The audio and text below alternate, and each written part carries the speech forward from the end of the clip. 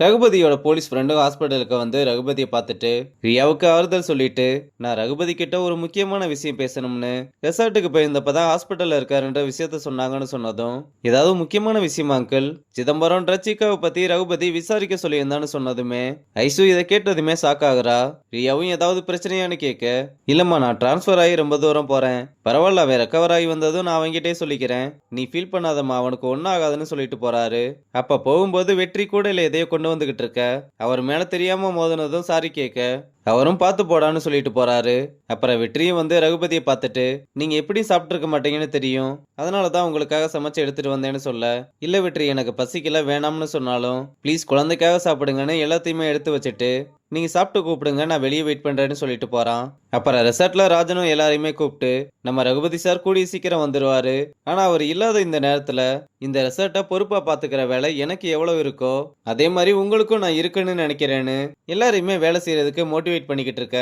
நெடுமாறன் அங்க வந்து எல்லாரையுமே கூப்பிட்டு அப்படியே செம்ம மாசம் ஸ்லோ மோஷன்ல நடந்து வந்து, யாரு வர சொன்னாங்கன்னு இங்க நிக்கிறீங்க, ரகுபதி சார் இல்லாத இந்த நேரத்துல யாரோட ஆர்டரை ஃபாலோ பண்ணணும்னு உங்களுக்கு தெரியாதான்னு கேட்க, ராஜன் அவங்களுக்கு தெரியலன்னு தான் சொல்லிக்கிட்டு இருக்கேன்னு சொன்னதும், அவங்க என்ன விரல் சூப்பர சின்ன பசங்களா, சீனியர் யாருன்னு அவங்களுக்கு தெரியாதான்னு, இதுக்கு முன்னாடி ரகுபதி சார் இல்லாதப்போ அந்த இடத்துல யார் இருந்தான்னு எல்லாருக்குமே ஞாபகம் இருக்கும்னு நினைக்கிறேன்னு ஒழுங்கா எல்லாரும் போய் வேலையை பாருங்கடான்னு அனுப்பிவிட்டு ராஜனையும் முறைச்சு பார்த்துட்டு கிளம்ப அவனும் எதுவுமே சொல்ல முடியாம அமைதியா நிக்கிறான்.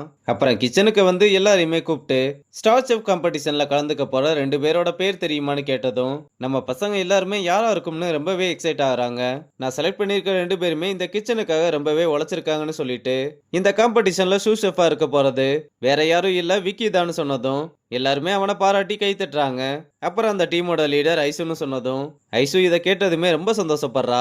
இந்த காம்படிஷன்ல கலந்துக்கணும்னு நினைக்கிறது உலகத்துல இருக்க ஒவ்வொரு செஃபோட கனவும் கூட, அது இன்னைக்கு உங்க 2 பேருக்குமே கிடைச்சிருக்கு, இந்த காம்படிஷன்ல நீங்க வின் பண்ணுவீங்கன்னு எனக்கு முழு நம்பிக்கை இருக்குன்னு சொல்லிட்டு 2 பேருக்குமே ஆல் தி பெஸ்ட் சொல்லிட்டு போறாரு.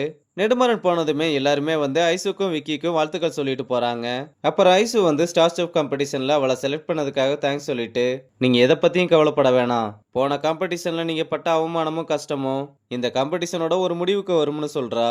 ஆனா நெடுமாறன் அவ பேசினதுக்கு ஒரு வார்த்தை கூட பதில் பேசாம அமைதியாவே இருக்காரு. அப்புறம் வெற்றி அங்கிட்ட ஐசு நடந்து போறத பார்த்து வேகமா அவகிட்ட ஓடி வந்து, கொஞ்ச நாளா என்னென்னமோ நடந்துருச்சு, நம்ம திரும்பி பழையபடி பேசணுங்க, பேசலாமான்னு கேட்க, அதுக்கு ஐசுவும் நான் ட்ரை பண்றேன்னு சொல்றா. சாரிங்க நான் உங்களுக்கு நல்லது பண்ணணும்னு தான் நினைச்சேன், ஆனா அது வேற மாதிரி போய் முடிஞ்சிருச்சுன்னு சொல்ல, நீ எனக்கு ஹெல்ப் பண்ணதான் நினைச்சேன்னு எனக்கு தெரியும் வெற்றி, நானும் நல்லா யோசிச்சு பார்த்தேன் என் மேலதான் தப்பு இருக்கு, நானே உங்ககிட்ட சாரி கேட்கணும்னு நினைச்சேன்னு சாரி கேட்க, என்னங்க சாரி எல்லாம் கேக்குறீங்க, எனக்கு உங்களோட பழைய மாதிரி ஃப்ரெண்ட்ஸா இருந்தாலே போதும்னு சொன்னதும் ஐசு உடனே அவனுக்கு கை கொடுக்க, நம்ம பையனும் ரொம்ப சந்தோஷமா கை கொடுத்து 2 பேரும் மறுபடியும் ஃப்ரெண்ட்ஸ் ஆகுறாங்க. ஆனா இது எல்லாத்தையுமே இந்த பக்கத்துல இருந்து ரம்யா பார்த்து ரொம்பவே கோவப்படுறா. இதை இப்படியே விடக்கூடாதுன்னு வேகமா அவங்கிட்ட வந்து, ஏண்டா உனக்கெல்லாம் வெக்கமே இல்லையா, உன்னை அடிச்சா கிச்சனை விட்டு வெளியே அனுப்புனா அவ உனக்கு இவ்வளவு பண்ணதுக்கு அப்புறமும் எப்படி உன்னால அவகிட்ட சிரிச்சு பேச முடியுது, அதுக்கு தான் நாங்க 2 பேருமே சாரி கேட்டுக்கிட்டோம், அப்ப சாரி கேட்டா சரியாயிருமா, உன்னை நான் எப்படி நினைச்சேன் தெரியுமா, ஆனா நீ இவ்வளவு கேவலமா பண்ணுவேன்னு தெரியாதுன்னு சொல்லிட்டு போறா. வெற்றியும் ஐசு கூட ஃப்ரெண்ட்ஸ் ஆனதுனால இவன் ஏன் இப்படி பேசிட்டு போறான்னு ஒரே குழப்பத்துல இருக்கான். அப்புறம் நைட்டு எக்ஸும் ஐசு கிட்ட வந்து ஸ்டார் செஃப் காம்படிஷன்ல செலக்ட் ஆயிருக்கிறதுக்கு வாழ்த்துக்கள் சொல்லிட்டு அவளுக்காக ஒரு சாக்லேட்டை கிஃப்டா கொடுக்க, ஐசுவும் அதை வாங்கி ஓபன் பண்ணி பார்த்தா உரையாடல் ஏதும் இல்லாமல் காலங்கள் கடந்து செல்லலாம், ஆனாலும் சில உறவுகள் மட்டும் அப்படியே நீடிக்கின்றனன்னு போட்டிருக்கு. எக்ஸு எப்படியாவது ஐசுவை மறுபடியும் கரெக்ட் பண்ணலாம்னு நினைக்கிற மாதிரி தெரியுது. ஐசுவும் படிச்சு பார்த்து தேங்க்ஸ் மட்டும் சொல்லிட்டு போறா.